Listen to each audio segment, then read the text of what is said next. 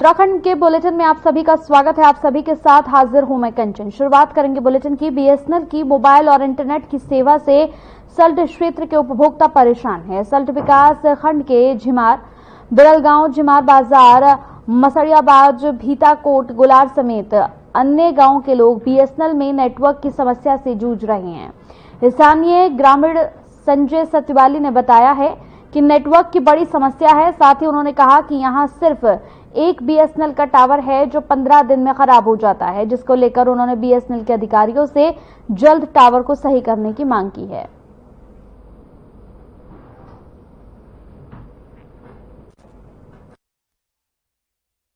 अभी हम हैं ग्राम झिमार और झिमार की मार्केट है। यहाँ पे दाएं हाथ में अपना बिरलगांव ग्राम पंचायत पड़ती है और बाएं हाथ में अपना झिमार से लेके भीताकोट, गुलार और ये सारा ग्राम पंचायत पड़ती है। यहाँ पे नेटवर्किंग की बहुत बड़ी समस्या है और टावर है यहाँ पे एक ही, वह है बीएसएनएल का, जो कि हर 15 दिन में खराब पड़ जाता है और हफ्ता 10 दिन ऐसे खराब पड़ा रहता है। अभी पिछले 5-6 दिनों से यही हालत है।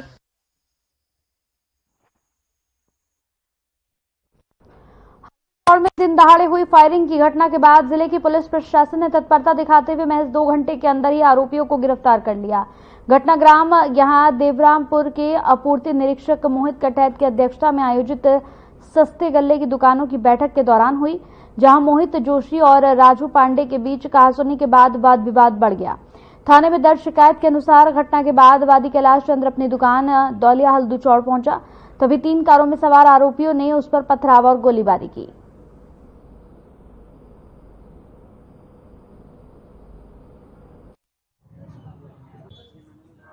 लालकुआ थाना क्षेत्र में एक सरकारी दुकान के आवंटन को लेके 2 पक्षों में विवाद हुआ और एक पक्ष द्वारा दूसरे पक्ष को डराने के लिए और वहां अपना वर्चस्व जमाने के लिए उनके ऊपर जो है फायर किया और जो है उसको जान से मारने का प्रयास किया। इस मामले में पुलिस ने तत्काल एफआईआर रजिस्टर की और एफआईआर रजिस्टर करते हुए इसमें 6 अभियुक्तों को हमने गिरफ्तार किया। साथ ही जिस वेपन से गोली चली है वो वेपन भी पुलिस के द्वारा बरामद कर लिया है। जो ये 6 लोग गिरफ्तार किए हैं, इनमें से 3 लोगों का आपराधिक इतिहास है और ये लोग पूर्व में भी आपराधिक जो गतिविधियां उनमें संलिप्त रहे हैं। अभी तक की जो पूछताछ उसके हिसाब से उत्तर प्रदेश से ये इस तरीके का इलीगल वेपन लेके आए हैं। सीएम पुष्कर सिंह धामी ने पौड़ी जिले के नयार घाटी में नयार फेस्टिवल का उद्घाटन किया। इस दौरान सीएम धामी ने गंगा आरती में भी हिस्सा लिया, तो वहीं सीएम धामी ने एडवेंचर स्पोर्ट्स को भी हरी झंडी दिखाई। इस मौके पर सीएम धामी ने कहा कि नयार घाटी के विकास और क्षेत्र को पर्यटन के लिहाज से विकसित करने के लिए सरकार पूरे प्रयास करेगी। देवप्रयाग में हर शाम गंगा आरती का आयोजन किया जाएगा। सीएम ने साथ ही घोषणा करते हुए सतपुली व्यास घाट मार्ग को नेशनल हाईवे बनाने की घोषणा भी की है।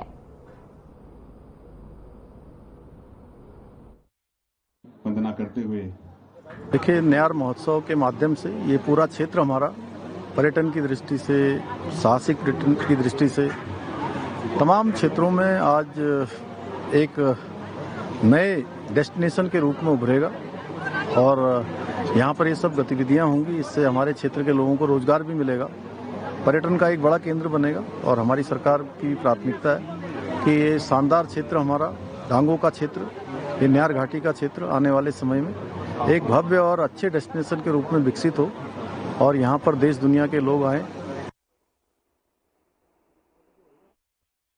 वहीं दिल्ली में उत्तराखंड कांग्रेस की महत्वपूर्ण बैठक आयोजित की गई। कांग्रेस की इस बैठक में प्रदेश प्रभारी कुमारी शैलजा, प्रदेश अध्यक्ष करण महरा, केदारनाथ उपचुनाव के लिए नियुक्त पर्यवेक्षकों, नेता प्रतिपक्ष यशपाल आर्य समेत केंद्र और प्रदेश के दिग्गज नेता मौजूद रहे। बैठक में कांग्रेस की रणनीति समेत संगठन से जुड़े विषयों पर चर्चा हुई। इस बैठक का मुख्य उद्देश्य केदारनाथ उपचुनाव में कांग्रेस के प्रत्याशी के नाम का चयन करना था। बता दें कि केदारनाथ उपचुनाव में नियुक्त पर्यवेक्षकों ने अपनी सीटें सौंप दी है, जिसके बाद देहरादून में प्रदेश अध्यक्ष करण महरा ने वर्चुअल बैठक कर 13 उम्मीदवारों के नाम में से अंतिम 3 नाम का एक पैनल बनाया था।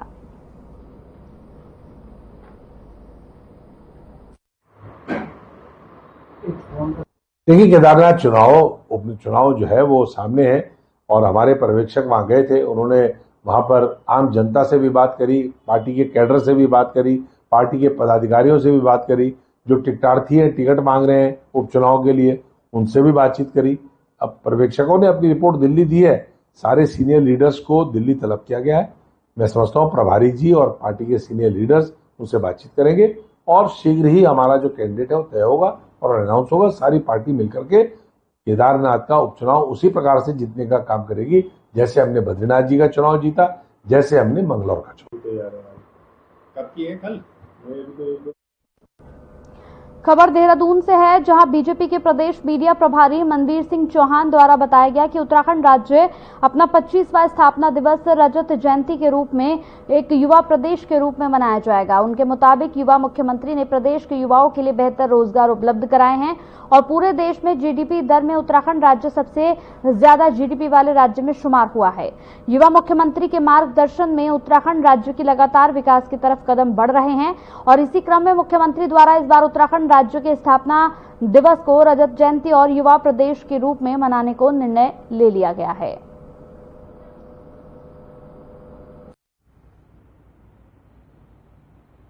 ये बहुत खुशी की बात है। हमारी राज्य 25 वर्ष का युवा प्रदेश के रूप में हमारा प्रदेश खड़ा हो रहा है और प्रदेश के मुख्यमंत्री भी युवा हैं। उनके द्वारा जिस तरह से रजत जयंती के रूप में इसको मनाया जा रहा है, ये जिस तरह से उत्तराखंड राज्य को देश का सर्वश्रेष्ठ राज्य बनाने के लिए आदरणीय मुख्यमंत्री पुष्कर सिंह धामी जी काम कर रहे हैं। निश्चित रूप से जो मेहनत तो राज्य को विकास के लिए कर रहे हैं वो सामने दिखाई भी दे रहा है। आज हम बेरोजगारी की दर से देखें तो निश्चित रूप से अन्य राज्यों की अपेक्षा देश में नंबर 1 रोजगार देने वाला राज्य हमारा राज्य है। मुख्य सचिव राधा रतूड़ी ने उत्तराखंड के सचिवालय परिसर में महिला स्वयं सहायता समूह के दीपावली उत्सव हेतु बनाए गए सजावटी उत्पाद की प्रदर्शनी का यहां पर शुभारंभ किया। इन उत्पादों को देखा। इस अवसर पर सीएस रतूड़ी ने महिला स्वयं सहायता समूह से जुड़ी महिलाओं का उत्साहवर्धन किया। मुख्य सचिव ने सभी प्रदेशवासियों से दीपावली के अवसर पर स्थानीय कारीगरों, विशेष रूप से महिला स्वयं सहायता समूह के तैयार किए इन अवसर पर सचिवालय के अधिकारी और कर्मचारी मौजूद रहे। सब आके इनके बनाए हुए प्रोडक्ट्स को खरीदेंगे। दिवाली में आपने देखा होगा प्रधानमंत्री जी ने भी कहा है कि लोकल प्रोडक्ट्स ही यूज करें, तो हम लोगों के बच्चों ने जो बनाए ये तो अपने प्रदेश के बच्चे हैं, उत्तराखंड के जो बच्चे हैं इन्होंने जो बनाया है सब लोग इन्हीं को यूज करें। इसीलिए हम यहाँ से एक गिफ्ट हैम्पर ले जा रहे हैं। Thank you. हरिद्वार के बीजेपी सांसद त्रिवेंद्र सिंह रावत के नेतृत्व में स्वच्छता अभियान चलाया गया। इस दौरान पूर्व कैबिनेट मंत्री मदन कौशिक, बीजेपी विधायक आदेश चौहान समेत कई बीजेपी पदाधिकारी और कार्यकर्ता मौजूद रहे। हरिद्वार में गणेश घाट के पास सभी लोगों ने मिलकर गंगा से प्लास्टिक, कपड़े और अन्य कूड़े करकट को बाहर निकाला। इस मौके पर त्रिवेंद्र सिंह रावत ने कहा कि गंगा की सफाई करके उन्हें संतुष्टि मिली है। प्रत्येक नागरिक में गंगा स्वच्छता का भाव होना चाहिए और स्वच्छता की शुरुआत अपने घर से करनी चाहिए।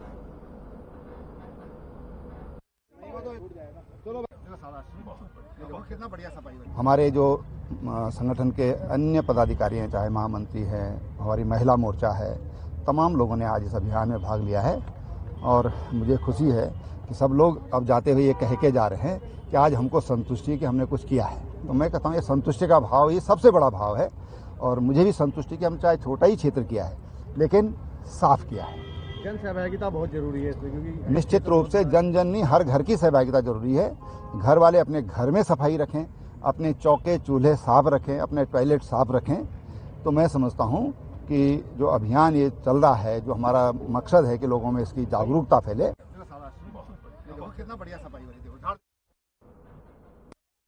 और डेमोग्राफिक चेंज को लेकर सियासत गर्म है।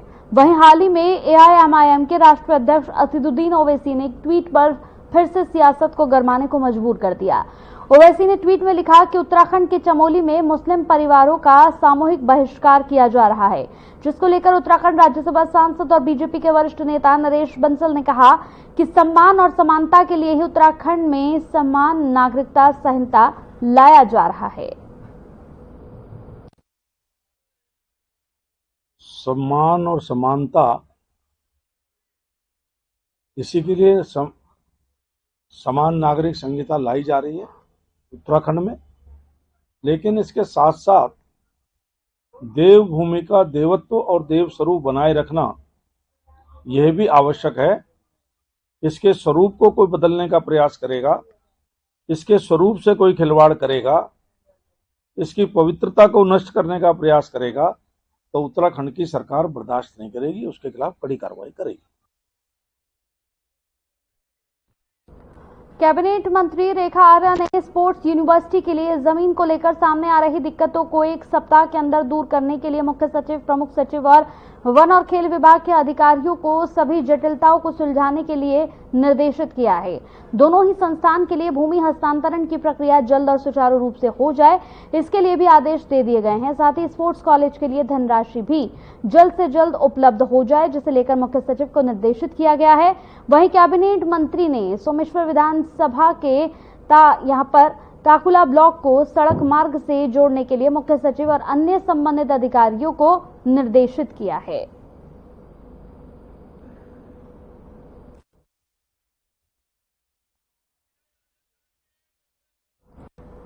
तो बीते दिनों दिल्ली के रोहिणी में हुए बम धमाके के चलते उत्तराखंड में भी सुरक्षा को लेकर और ज्यादा सक्रियता बढ़ती जा रही है। प्रदेश के डीजीपी अभिनव कुमार ने इसको लेकर बताया कि हरिद्वार, ऋषिकेश, कुमाऊं में कैची धाम जैसे संवेदनशील स्थान और जो मानसखंड बनने जा रहा है, ऐसे स्थलों पर सुरक्षा पहले से पुख्ता है। साथ ही उन्होंने कहा कि केंद्र की एजेंसी के सहयोग से जो इनपुट हमें प्राप्त होते हैं उस पर भी हम कार्रवाई करते हैं।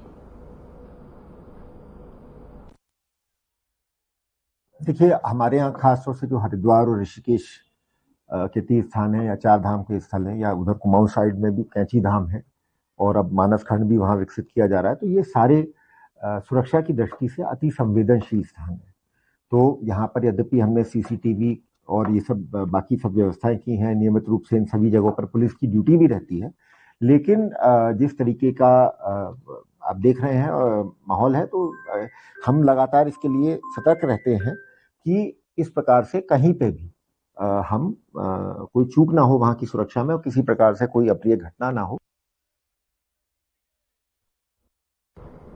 नैनीताल जिलाधिकारी द्वारा मानसून सीजन में बारिश से सरकारी विभागों को हुए नुकसान के लिए एक सर्वे समिति का गठन किया गया था। समिति ने अपनी रिपोर्ट तैयार कर ली और सर्वे का काम भी पूरा कर लिया है। इसी के मद्देनजर जिलाधिकारी नैनीताल ने हल्द्वानी स्टेडियम के आसपास हुए नुकसान का स्थलीय निरीक्षण किया और सर्वे समिति के साथ बैठक कर जल्द से जल्द पुनर्निर्माण कार्यों को पूरा करने के निर्देश दिए। साथ ही उन्होंने बताया कि हल्द्वानी स्टेडियम में कई खेल प्रतियोगिताओं के साथ साथ नेशनल गेम का समापन समारोह भी आयोजित किया जाना है, जिसे लेकर गौलापार स्टेडियम में तैयारियां जोरों शोरों से चल रही हैं।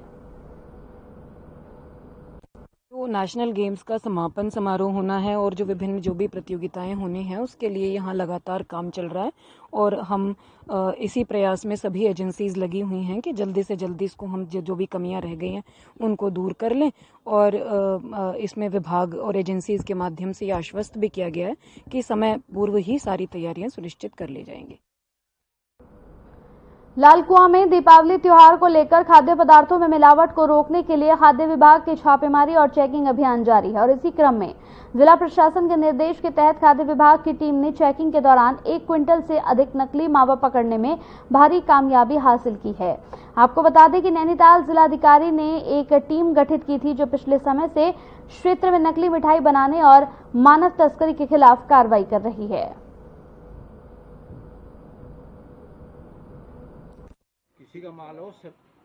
दिवाली के त्योहार को देखते हुए जो मावा है, मिठाई है, उसमें थोड़ा मिलावट की आशंका होती है सप्लाई को देखते हुए। उसी क्रम में विभाग द्वारा कार्रवाई की जा रही है।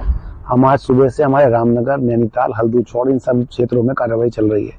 उसी क्रम में हम लोग यहाँ आकर चेक कर रहे थे तो ये सप्लाई की गाड़ी जाती हुई मिली है। जब चेक किया तो इसमें मावा जा रहा है, तो बिल से ही पता चला है कि ये मावा पिथौरागढ़ जा रहा है। तो क्योंकि नीचे से ही जाता है मावा, तो इसकी क्वालिटी को देखने के लिए इसको देखा है, खुलवा के देख रहे हैं। देखने से तो प्रथम दृष्टया तो इसमें कुछ ऐसा मिलावट नहीं दिखाई दे रही है। कांग्रेस ने उपनल कर्मचारी को चरणबद्ध तरीके से नियमित करने की मांग की है। कांग्रेस प्रदेश उपाध्यक्ष सूर्यकांत धमना ने कहा कि उपनल कर्मचारी के नियमितीकरण के खिलाफ सुप्रीम कोर्ट में यहां एसएलपी दायर करने से बीजेपी का असली चेहरा बेनकाब हो गया है। उत्तराखंड उच्च न्यायालय नैनीताल द्वारा 6 वर्ष पहले एक जनहित याचिका पर फैसला सुनाते हुए प्रदेश सरकार को उपनल कर्मचारियों को नियमित करने का आदेश जारी किया गया था। उस समय राज्य की बीजेपी सरकार को इस मसले पर यहां कर्मचारियों के हित में नीति बनाकर उसको समायोजित करना चाहिए था, किंतु सरकार उस आदेश के खिलाफ उच्चतम न्यायालय चली गई और अब सरकार की एसएलपी सुप्रीम कोर्ट में खारिज हो गई। तो एक बार फिर से उत्तराखंड की बीजेपी सरकार उपनल कर्मचारियों के खिलाफ रिव्यू पिटीशन दाखिल करने जा रही है, जो बीजेपी के कर्मचारी विरोधी असली चेहरे को बेनकाब कर रहा है। देखिए, उत्तराखंड में लगभग 22,000 उपनल कर्मचारी हैं। राज्य का कोई विभाग ऐसा नहीं है जहां उपनल कर्मचारी ना हो। स्वास्थ्य से लेकर के, शिक्षा से लेकर के, राज्य के सिंचाई से लेकर के, पिटकुल से लेकर के, सारे विभागों में उपनल कर्मचारी हैं और बहुत सारे विभाग तो ऐसे हैं जो केवल उपनल कर्मचारियों की बदौलत चल रहे हैं।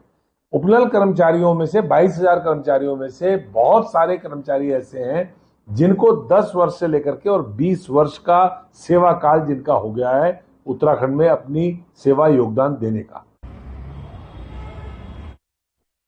उत्तराखंड केदारनाथ उपचुनाव की तारीखों का ऐलान हो चुका है। उपचुनाव से ठीक पहले कांग्रेस और बीजेपी में बगावत दिख रही है। वरिष्ठ पर्यवेक्षक गणेश गोदियाल ने सोमवार को प्रत्याशियों का पैनल सीधे प्रदेश प्रभारी शैलजा को भेज दिया था। इस पर कांग्रेस प्रदेश अध्यक्ष करण माहरा ने कड़ी आपत्ति जताई थी। वहीं बीजेपी नेतृत्व भी यहां असमंजस में पड़ गई। उत्तराखंड की केदारनाथ सीट से 2 बार निर्दलीय उम्मीदवार के तौर पर चुनाव हार चुके कुलदीप सिंह रावत के तेवरों से बीजेपी में बेचैनी बढ़ गई है। साथ ही दिवंगत शैला रानी रावत की बेटी ऐश्वर्या रावत और बीजेपी महिला मोर्चा की प्रदेश अध्यक्ष आशा नौटियाल के साथ अन्य लोग भी अपनी दावेदारी पेश कर रहे हैं। बीजेपी प्रवक्ता विनोद स्वयाल का कहना है कि बीजेपी में सब कुछ ठीक है और जल्दी हमारा नेतृत्व प्रत्याशी चयन कर लेगा। साथ ही उन्होंने कहा कि केदारनाथ उपचुनाव में बीजेपी फिर से कमल खिलाने जा रही है। भारतीय जनता पार्टी में टिकट चयन प्रक्रिया की एक स्वस्थ परंपरा है और चयन प्रक्रिया की एक प्रक्रिया है और उसमें निश्चित रूप से जो हमारे कार्यकर्ता है वो उसमें आवेदन कर सकते हैं। उन सबके आवेदन प्राप्त हो चुके हैं और हमारा जो शीर्ष नेतृत्व है, हमारा जो पार्लियामेंट्री बोर्ड है वही तय करता है और उसमें वही निर्णय लेता है और जल्दी ही हमारे यहाँ निर्णय आएगा और सभी कार्यकर्ता हमारे पूरे मनोयोग से जो भी भारतीय जनता पार्टी का प्रत्याशी होगा उसको विजय बनाने के लिए सभी संकल्पित है। और निश्चित रूप से केदारनाथ विधानसभा में हमारे पास हमारी सीट थी।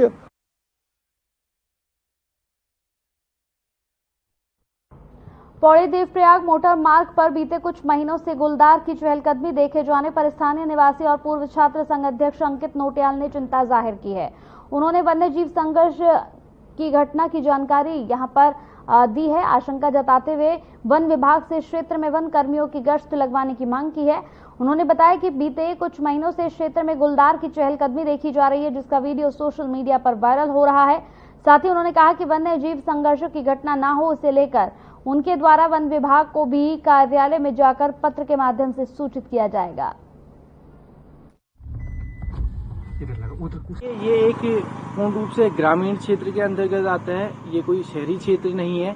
यहाँ पर गुलदार की चहलकदमी आए दिन देखने को मिलती है और जो सोशल मीडिया पर गुलदार का वीडियो वायरल हो रहा है वो गुलदार यहाँ पर कोई पहली बार नहीं दिख रहा है। पहले भी कई बार उस गुलदार को इसी लोकेशन पे देखा गया है और उसका शरीर इतना बड़ा है कि यदि कोई व्यक्ति रोड पर चल रहा है, कोई बाइक वाला रोड पर चल रहा है तो वह उससे देखकर ही इतना घबरा जाएगा कि उसके जान माल को हानि हो सकती है। प्रशासन से यह अपील करना चाहूँगा, वन विभाग को इस मुद्दे पर संज्ञान लेना चाहिए, गश्त लगनी चाहिए यहाँ पर। हल्द्वानी के स्टैंडर्ड स्वीट हाउस में किच्छा से फ्रिज सही करने आए मैकेनिक के ऊपर सिलेंडर गिर गया, जिससे फ्रिज सुधारने आए मिस्त्री की दर्दनाक मौत हो गई। घटना की जानकारी मिलते ही पुलिस मौके पर पहुंची और अग्रिम कार्रवाई में यहां पर जुट गई। वहीं फ्रिज मैकेनिक के घर में जैसे ही मौत की खबर पहुंची तो पूरे परिवार में कोहराम मच गया। दर्जनों लोग किच्छा से हल्द्वानी पहुंचे, जिन्होंने स्टैंडर्ड स्वीट हाउस के मालिक पर गंभीर आरोप लगाए। देखिए, एक व्यक्ति की सिलेंडर सर पर गिरने के कारण दुर्भाग्यपूर्ण मौत हुई है, जिसमें कि पुलिस द्वारा कार्रवाई की जा रही है और इसमें तहरीर आ गई है। उसी के अनुसार इसमें नियमानुसार वैधानिक कार्रवाई की जाएगी।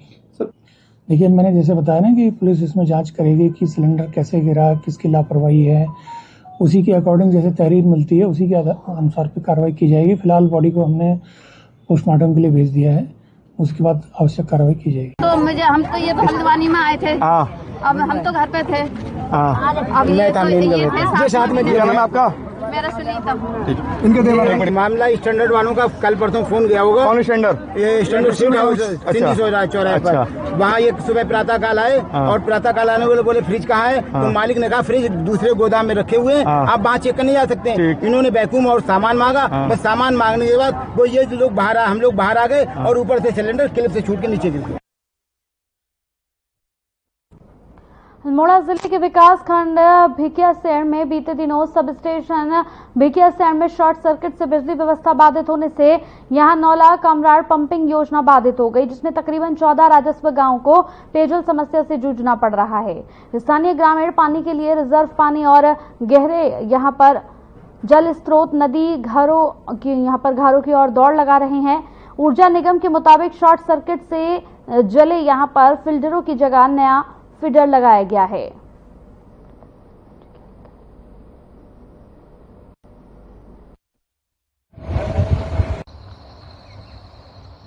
भिकियासैंण की जो व्यवस्था है ये विद्युत विभाग की, ये बहुत ही जर्जर अवस्था में है और अभी बीच में पंप हाउस वो जो उनका हैंडल था उसमें आग लगने के कारण विद्युत बिल्कुल बाधित हो गया था, जिससे ग्रामीण परेशान भी हुए। और अब जो आग लग रखी है इसमें चूंकि भिकियासैंण एक बहुत एक तरफ से ये कहो कि दूरग्रस्त गांवों का है जहां पानी की बहुत व्यवस्था बहुत कम रहती है और ग्रामीणों का जो पानी है वो विद्युत पे ही निर्भर रहता है।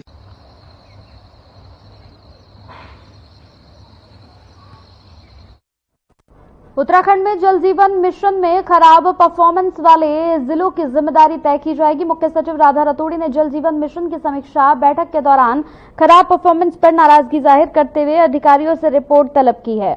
मुख्य सचिव राधा रतूड़ी ने अधिकारियों को कड़े शब्दों में खराब परफॉर्मेंस वाले जिलों में सुधार करने के लिए जरूरी कदम उठाने के लिए कहा। इस दौरान जिलाधिकारियों को भी जल जीवन मिशन के कामों की हर हफ्ते अनिवार्य रूप से समीक्षा करने के निर्देश दिए गए हैं।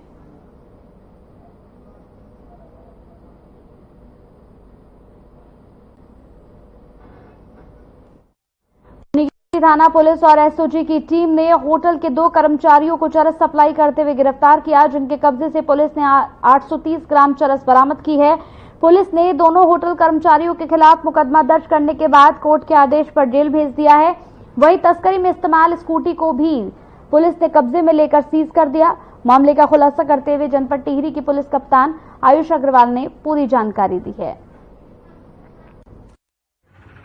कि माननीय मुख्यमंत्री जी द्वारा एक ड्रग्स फ्री देवभूमि अभियान चलाया जा रहा है, जिसमें कि टिहरी पुलिस द्वारा भी इसमें योगदान दिया जा रहा है और जो भी ड्रग्स के तस्कर हैं इनके विरुद्ध लगातार कार्रवाई की जा रही है। और इसी क्रम में हमारी जो ANTF की टीम है और मुनि की रेती थाना की टीम है, इनको एक बड़ी सफलता 2 बड़े कार्रवाइयां इनके द्वारा की गई हैं। पहले प्रकरण में 2 अभियुक्तों को गिरफ्तार किया गया है और जिनके कब्जे से 830 ग्राम चरस बरामद की गई है। ये दोनों तपोवन एरिया में होटल रेस्टोरेंट्स में काम करते हैं और इनके द्वारा बताया गया है कि ये उत्तरकाशी और अन्य जनपदों से लेकर आते हैं और जो तपोवन में रेस्टोरेंट्स वगैरह में सप्लाई करते हैं।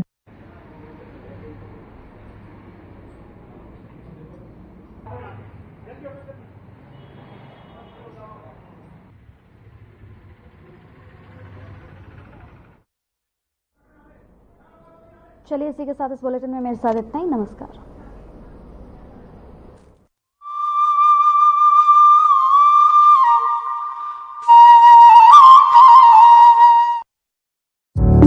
Through constant innovation